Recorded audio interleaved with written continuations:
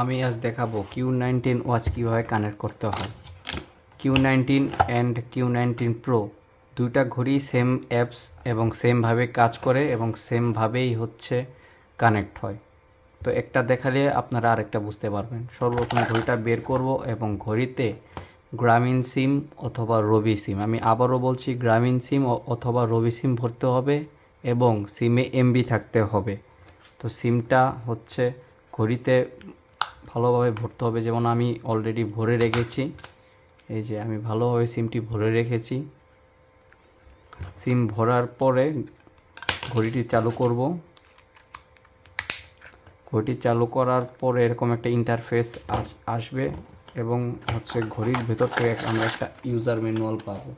তো user manual থেকে আমাদের স্ক্যান করে অ্যাপসটা ডাউনলোড করতে হবে।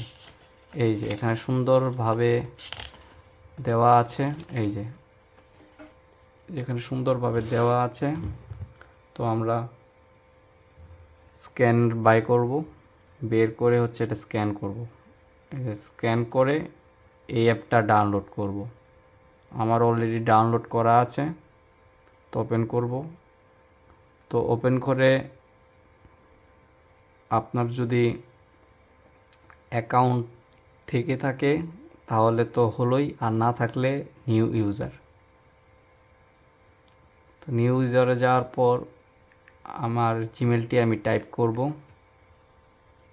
এবং এখানে লক্ষ্য করতে হবে এইখানে যে নাম্বারটা দিব সেই নাম্বারটি আলাদা হতে হবে, মানে ঘড়িতে যে সিম থাকবে ওটার নাম্বার আলাদা, এখানে যে নাম্বারটি দিব সেটা থাকবে আলাদা।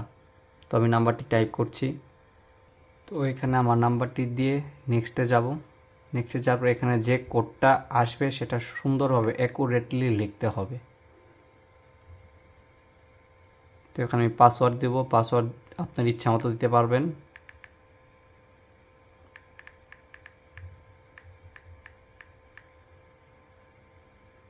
দিয়ে রেজিস্টার করে ফেলব। তারপর অ্যাড ওয়াচ। তারপরে হচ্ছে যে ঘড়িতে সিআইডি কোড নামে একটা অপশন আসবে, এখানে স্ক্যান করব। স্ক্যান করার পরে এখানে নাম যে কোনো একটা দিলেই হবে। এখানে হচ্ছে বাংলাদেশ সিলেক্ট করতে হবে এবং এখানে একটা লক্ষণীয় বিষয়, এখানে যে নাম্বারটা দিতে হবে সেটা সেই নাম্বারের সিমটা জানি এই ঘড়িতে ভরা থাকে, মানে এই ঘড়িতে যে সিমটা ভরা থাকবে সেই নাম্বারটা এখানে দিতে হবে। তো আমি সেই নাম্বারটি দিয়ে দিচ্ছি। তো এখানে নেক্সট দিব। ইন্টার রিলেশনশিপ এখানে সেট করে যে কোনো একটা দিলেই হবে। আমি মম দিচ্ছি, দিয়ে কনফার্ম করছি।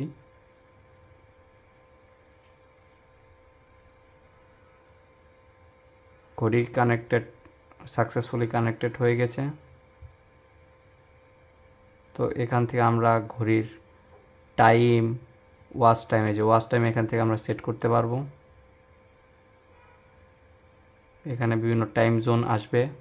অ্যাপসের বাক্সের জন্য এখানে হয়তো দেখাচ্ছে না, সেই টাইম জোনটা ঘড়িতে চলে আসবে। তো আশা করছি আপনারা বুঝতে পেরেছেন। ভিডিওটি ভালো লাগলে অবশ্যই শেয়ার করবেন। এই যে এখান থেকে ট্র্যাকিং করতে পারবেন।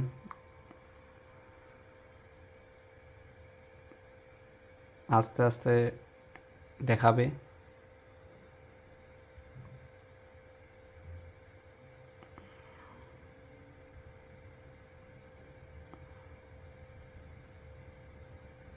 এখানে সব ফিচার অ্যাক্সেস করতে পারবেন। তো আশা করছি বুঝতে পেরেছেন। ভালো থাকবেন।